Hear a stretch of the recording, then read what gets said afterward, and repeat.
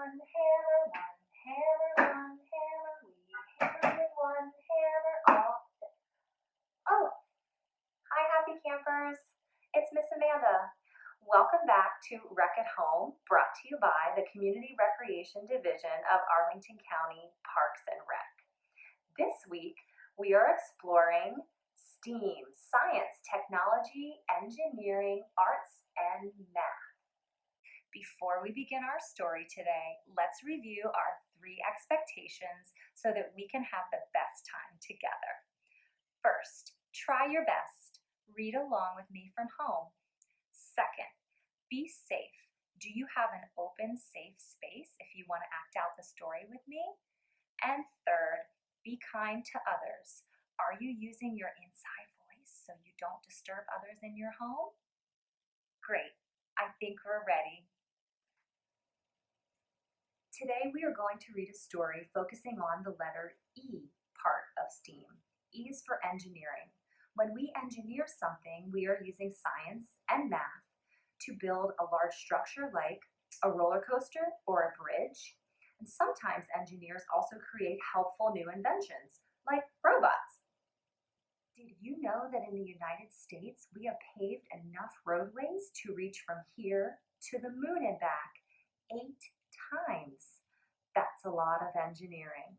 Speaking of space, check out this link to watch real-life astronaut Kate Rubins read to us from space. Now, let's get ready for our story with our Ready to Read song we first learned last week. Let's see what you remember. Last week, we learned the ASL, American Sign Language signs for, that's right, glasses. And the second one was book. Awesome, you remembered. We're going to add a third sign to our song today. Glasses, book, and read. Keep your book open on one page and use your other hand to scan the page. Read. That's all you need to know to sing our song today. Let's try it together. These are my glasses. This is my book. We put on our glasses and open up our books. Then we read, and we look. Let's clap our sillies out now. Clap with me 3 times. It's time to read a book. Awesome. Today, we are going to read Rosie Revere, Engineer by Andrea Beaty. Let's get to it.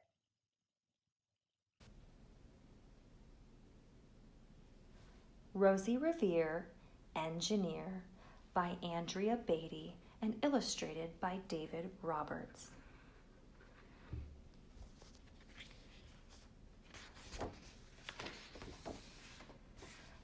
This is the story of Rosie Revere, who dreamed of becoming a great engineer.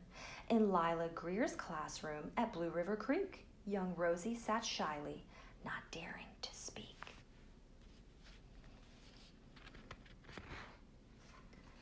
But when no one saw her, she peeked in the trash for treasures to add to her engineer stash. And late at night, Rosie rolled up her sleeves and built in her hideaway under the eaves.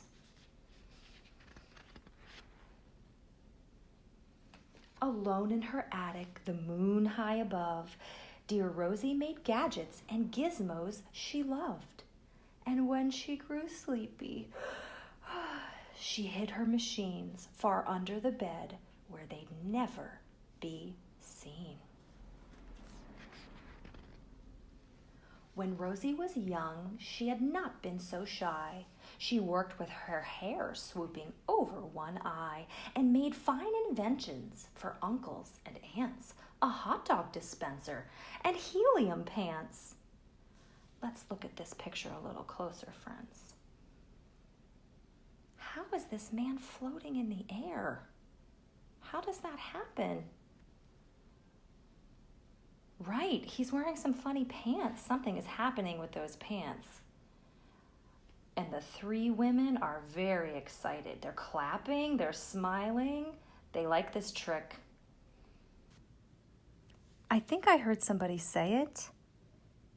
Right, it's helium. Helium is the gas that makes things float. I think that's how Rosie's engineering these pants. The uncle she loved most was zookeeper Fred. She made him a hat to keep snakes off his head, from parts of a fan and some cheddar cheese spray, which everyone knows keeps the pythons away.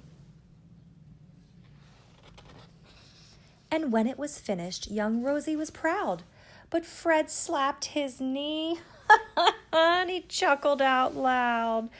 He laughed till he wheezed, whoo, and his eyes filled with tears, all to the horror of Rosie Revere, who stood there, embarrassed, perplexed, and dismayed. She looked at the cheese hat and then looked away. "I love it," Fred hooted. "Oh, I truly do." But Rosie Revere knew that could not be true. She stuck the cheese hat on the back of her shelf, and after that day kept her dreams to herself.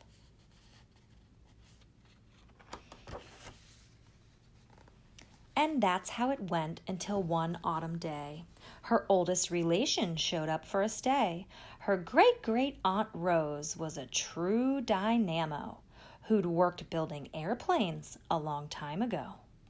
She told Rosie tales of the things she had done and goals she had checked off her list one by one.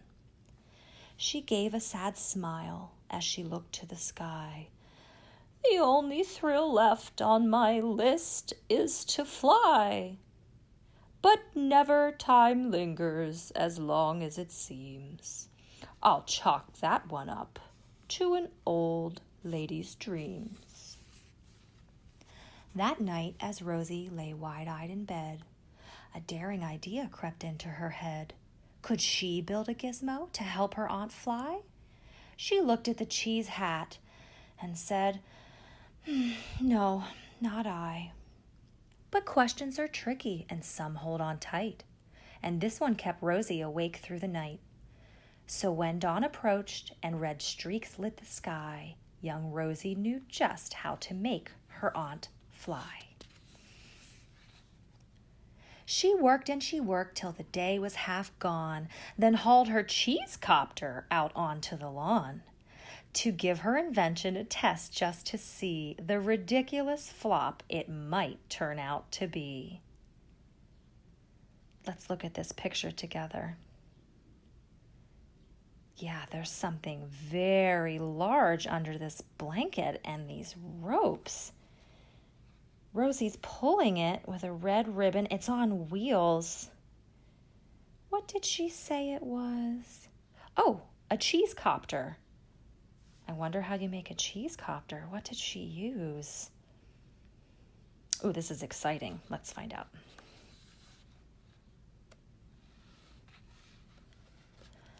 Strapped into the cockpit, she flipped on the switch. The Helio cheese copter sputtered and twitched. It floated a moment and whirled round and round. Then it froze for a heartbeat. Boom, boom. And it crashed to the ground. Then Rosie heard laughter and turned round to see the old woman was laughing and slapping her knee. She laughed till she wheezed, and her eyes filled with tears, all to the horror of Rosie Revere, who thought, Oh no, never, not ever again will I try to build something to sputter or spin or build with a lever, a switch, or a gear, and never will I be a great engineer. If we look at this picture, can you tell why Rosie is frustrated? Yeah, I've made messes like that before too. How do you think she feels seeing all of her parts of her engineering masterpiece all over the ground? Let's find out what happens.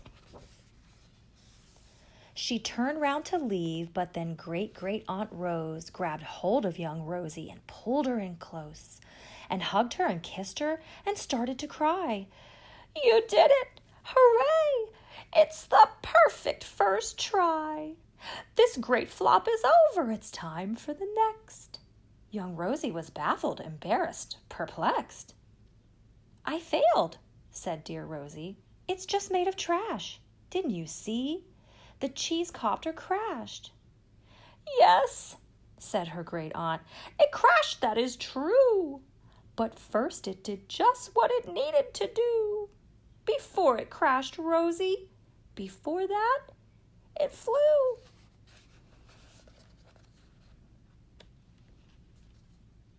"Your brilliant first flop was a raging success. Come on, let's get busy, and on to the next." She handed a notebook to Rosie Revere, who smiled at her aunt as it all became clear. Life might have its failures, but this was not it.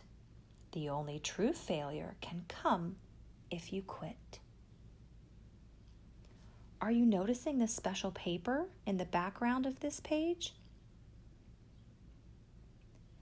It has a lot of little cubes and boxes on it. I think this is grid paper or blueprints. Engineers need to draw things. And it looks like Rosie's studying drawings and reading notes. I see names here. Amelia Earhart, we know who she is. Yeah, she's a female pilot. And there's another name, Elizabeth Thibault. Oh, do you see what Rosie's studying? Yes, these are all female pilots and drawings of their planes and hot air balloons.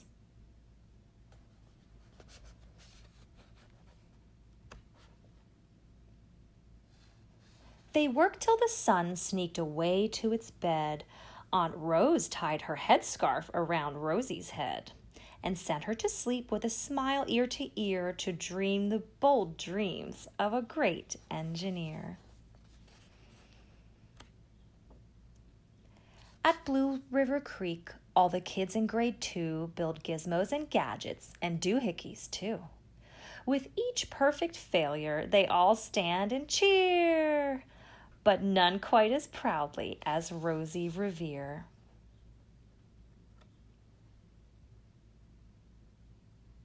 That's the end of our story today.